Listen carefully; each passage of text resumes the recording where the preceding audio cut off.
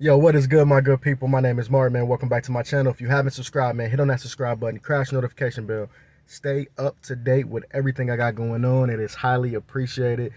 So, yes, man, I want to get right into it, man, about these customers and about how you guys need to be aware of this. Now, I'm gonna say this before I go into this story about customers not paying on time, customers just not paying. I'm getting a lot of questions on this now, but I wanted to do this disclaimer. Now, this is like super rare, at least for me. Of course, there's many ways to stop this from happening. Like first, you could take payment at drop off. That means like you don't drop the dumpster off. You could be stern on that. You can have it in your contract, have it in your confirmation text or email that we're not dropping off the dumpster until we get payment at drop off. You can also take payment before drop off. So a lot of times people will have apps connected. I'm looking at this dumpster rental app that I will be talking to you guys about here shortly, that I'm just going through, making sure everything works out properly with it. So you can have those where, it accepts the payments before you drop off the dumpster. So basically, when a customer go online, it's like Amazon. When a customer go online, they pay for the product before they get it. So they're basically picking out the dumpster they want, making sure it's available, and they're putting their credit card information in before they actually get the physical dumpster in their driveway. So you got like that. You also got people, which I do not suggest. Only time I suggest this is if you're dealing with repeat customers, but even repeat customers can get you. And this is the people who takes payment after they fill up the dumpster, after you drop it off and the customer fills it up. Now, doing it that way is the guys who do it that way. The companies that do it that way probably have a higher percentage of people not paying, because if you get a contractor who's in the hood and they're doing a remodel, and they just they're doing like a quick gut job, and they probably my city, I know a lot of people be on drugs and stuff. I ain't trying to put nobody out there, but I'm just telling you the truth. So what these guys will do, they'll just take these little quick fix jobs, get a dumpster and be like, hey, yeah, we're going to pay you when you pick it up. You know what I'm saying? If you do it like that. So they'll fill up the dumpster, and they might not even be from the town. They might not be from your city or town. And they ditch out. They get paid from the contractor or whoever pays them, and they just kind of leave you in the dust. So like, I don't suggest taking payment after the dumpster is filled, just because I'm pretty sure, with mine out of 100%, my percentage for customers not paying, the way I do it, the way I structure my business, and the way I structure my payments, is my percentage of not getting paid on my dumpsters is probably 1%, between 1 and 5%. So it's super duper low. It haven't happened in a while. However, it does happen where it take a couple weeks, or I have to hog down these customers, especially if you got them repeat customers. But more so, it's more of an understanding.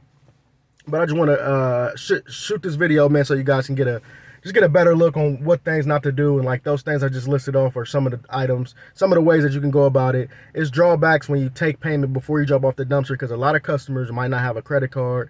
A lot of customers may be only paying with cash, and some customers may be remote and they don't have like credit cards to pay you, or Zelle or Cash App. You know what I'm saying? So you gotta get creative, and so you're gonna run into those type of things.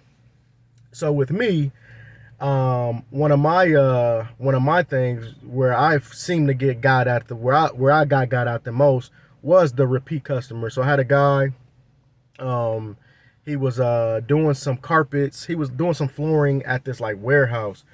And you know what I'm saying? Like, honestly, man, he used me like about 5 or 6 times, like on that same job. So it was a lot of work. And he was kind of telling me, kind of hinting at me. He's a real cool dude too, you know what I'm saying? Be usually like the people you wouldn't think that won't pay you. But like, around like the third dumpster, he's kind of like, man, you know what I'm saying? Like, these dumpsters are starting to cut into my profits. I should have charged more. So the little keywords to listen to, so you guys can like kind of understand, you know what I'm saying? Like, okay. So I was like, okay, you think, you're gonna have enough, budget and stuff.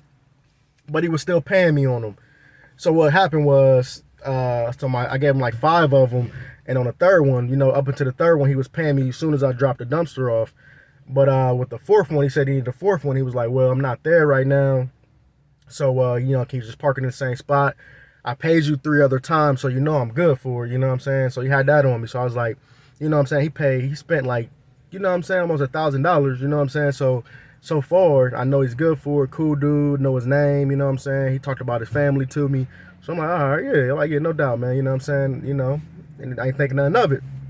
So then he said, yeah, I got to go out of town real quick. But the dumpster's filled, and we only need it one more time. So if you could just dump it and bring it back, you know what I'm saying? You know what I mean? I'll use it up and that'll be yard and I'll get you paid. I'll meet you there and whatnot. So I'm like, all right, bro, yeah, no, you know, not thinking none of it still. So then, you know, I go pick up the dumpster, I dump it, and I bring it right back to him. You know, mind you, I got other things going on.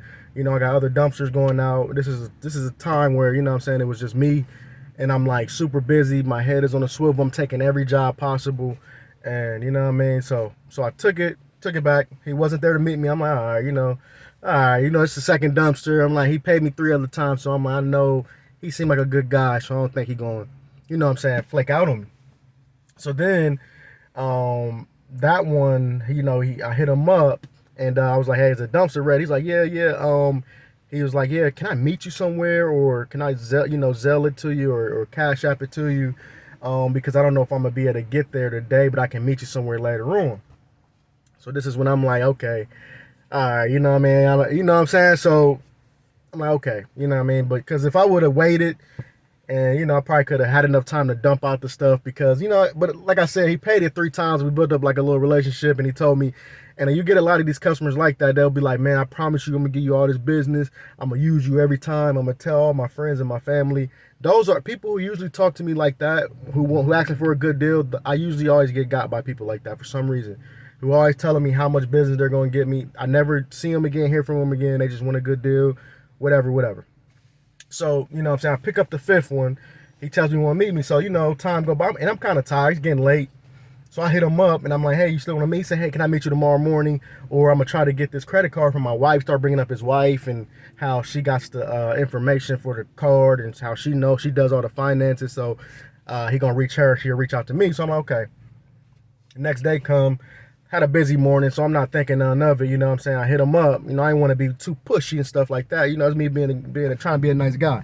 So I didn't want to be too pushy, so I'm like, all right. You know what I'm saying? You know what I'm saying? You're done with that dumpster. I mean, you got that, you know, the money, you know, around, you know, noon time, and I didn't hear from him. And haven't heard from him since. So, yeah, you know what I'm saying? I was calling him. He gave me his wife number the day before, so I hit her up. She gave me a story. I was talking to her, and she was like, yeah, he so-and-so. He went out of town, and he so-and-so, and yeah, as soon as he come back, I'm going to pay you. So I was hitting her up, man, contact. Talked to her like 1 or 2 times, and then she stopped answering my phone. They all blocked me. So I was just like, you know what I'm saying, I missed out on that. 'Cause it was like 15 yards, too, so I missed out on like 500. You know, so I didn't miss out on it. They swindled me, man. They got over me. But I'm just telling you guys, man, that stuff happens. Just be mindful to the signs. Like I said, man, make sure when you start your dumpster rental business or any type of business when it comes to taking payments, make sure you get that in order. I offer cash, check, credit card. Credit card is 3% through my business payroll, through my business, what I use to take credit card. It's a 3% fee that the processing company charges me. So I just put that off on the customer. But I also tell them I can take Cash App, I can take Zelle. If you got a Venmo, you can do that as well. So always make it convenient for payment. That's the key. Always make it convenient for payment.